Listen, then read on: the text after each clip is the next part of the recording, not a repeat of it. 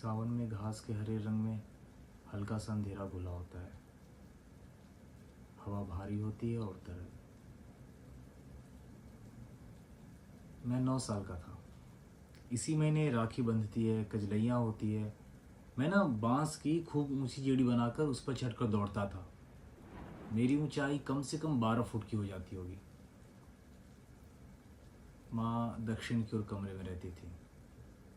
बम्बई के टाटा मेमोरियल अस्पताल से उन्हें लाया गया था। वो ना बस अनार का रस पीती थी और बोलने के लिए ना अपने गले में डॉक्टर द्वारा बनाई गई छेद में उंगली रख लेती थी। वहाँ एक ट्यूब लगी होती थी। वो उसी ट्यूब से सांस लेती थी। बहुत ही हल्की, बारीक और कमज़ोर आवाज़ होती थी वो। कुछ कुछ यंत्रों जैसी। जैसे कम वॉल्यूम में रेडियो तब बोलता है जब बाहर तेज़ बारिश हो रही हो और बिजली कड़क रही हो, या जैसे सुई किसी 2 स्टेशनों के बीच अटक गई हो। माँ को बोलने में बहुत दर्द होता होगा, इसलिए कम ही बोलती थी। उस यंत्र जैसी आवाज़ में हम माँ की पुरानी आवाज़ ढूंढने की कोशिश करते। कभी कभी उस असली माँ और माँ जैसी आवाज़ का एक अंश हमें सुनाई पड़ता। तब हमें माँ मिलती, जो हमारी छोटी सी स्मृति में होती थी। लेकिन माँ सुनना सब चाहती थी। हम बोलते, लड़ते, झगड़ते, चिल्लाते तो उसे वो ना बहुत व्याकुलता से सुनती। हमारे शब्द उन्हें राहत देते होंगे। उनकी बस आंखें बची थी, जिन्हें देखकर मुझे उम्मीद होती थी कि वो कहीं नहीं जाएंगी। पूरे जीवन भर मेरे साथ ही रहेंगी। मैं हमेशा के लिए उनकी उपस्थिति चाहता था, चाहे वो चित्र या मूर्ति की तरह क्यों ना हो, वरना बोले। बस उनके जीवित रहने का विश्वास बना रहे, जैसा कि चित्रों के साथ नहीं होता। मैं कभी कभी बहुत डर जाता था और रोता था। मुझे अचानक से अपने जीवन में एक खाली जगह दिख जाती थी। वो बहुत डरावना होता था। उस दिन माँ ने मुझे अपने पास बुलाया। बाहर मैदान में घास का रंग गहरा हरा था। हवा में बाहर था, वो भीगी हुई थी। माँ ने अपनी हथेली मेरे सामने फैला दी। उनके दाहिने हाथ के सबसे छोटी वाली उंगली के बगल वाले उंगली का नाखून एक जगह से उखड़ गया था। इससे उन्हें बेचैनी होती होगी। उस उंगली को सूर्य की उंगली कहते हैं। मैं समझ गया और नील कटर लाकर माँ के पलंग के नीचे फर्श पर बैठ गया। मुझे नील कटर में लगे रेती से माँ का नाखून घिसकर बराबर करना था। माँ यही चाहती थी। वो नील कटर पिताजी इलाहाबाद से लाए थे, कुंभ के मेले से लौटने पर 2 साल पहले। उसमें ना नीले रंग का एक सितारा बना हुआ था नीचे की तरफ। माँ की उंगलियां बहुत पतली हो गई थी। पीली सी त्वचा, पीली भी नहीं, जर्द और बेहद ठंडी। ऐसा ठंडापन जैसे किसी बेजान चीज़ में होता है, जैसे कि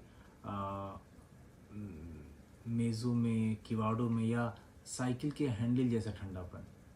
और उनका हाथ इतना हल्का कैसे हो गया था? कहाँ गया सारा वजन?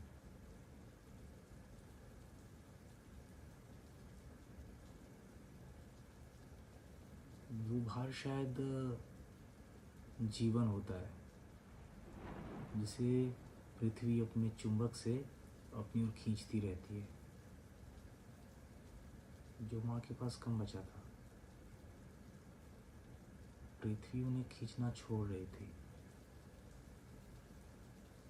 मैंने उनकी हथेली थाम रखी थी और रेती से ना नाखून को धीरे धीरे घिस रहा था।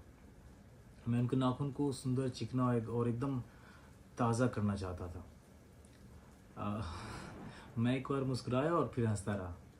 माँ को खुश करने का और हिम्मत बढ़ाने का ये मेरा तरीका था। मैंने देखा ना कि माँ को ना हल्के हल्के रेती से नाखून का घिसा जाना अच्छा लग रहा है। उनके चेहरे पे एक सुख था जो शरीर की पूरी शांति में फैला हुआ था। उन्होंने आंखें मूंद रखी थी। 1 घंटे लगे। मैंने उनके ना एक नहीं, सारी उंगलियों के नाखून बराबर कर दिए। उन्होंने अपनी उंगलियां देखी। ये कितना कमज़ोर और हार का क्षण होता है, जब नाखून जीवन का विश्वास देते हैं। कितने सुंदर और चिकने नाखून हो गए थे। माँ ने मेरे बालों को छुआ और कुछ बोलना चाहती थी, लेकिन मैंने उन्हें रोक दिया। वो बोलती तो कहते कि मैं सिर से क्यों नहीं नहाता, बाल भी इतने धूल क्यों हैं, कंघी क्यों नहीं कर रखी है।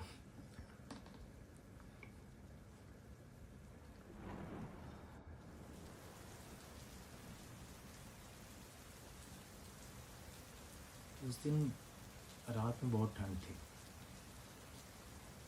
बाहर जोरों से पानी गिर रहा था। सावन में बारिश की अपनी एक गंभीर आवाज़ होती है, जैसे कि दुनिया भर की सारी हवाएं किसी घड़े के अंदर घूम रही हो, चारों तरफ से बंद।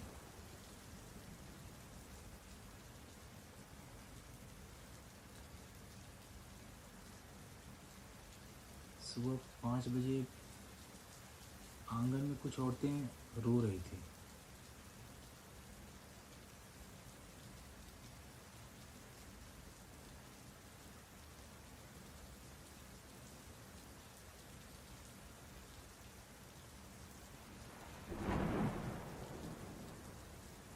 वो रोना नहीं था, वो विलाप था। पता चला माँ नींद में खत्म हो गई।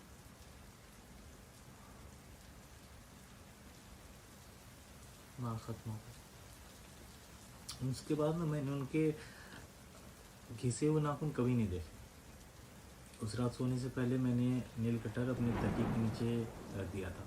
उसके बाद मैंने उसे बहुत ढूंढा, बल्कि आज तक पता नहीं वो कहाँ खो गया। मैं अक्सर उसे ढूंढने लगता हूँ।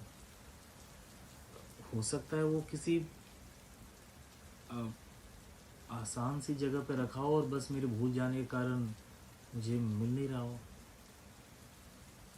क्योंकि चीज़ें कभी खोती नहीं है, वो तो वहीं रहती है अपने पूरे वज़न और अस्तित्व के साथ। हम बस उसकी वो जगह भूल जाते हैं।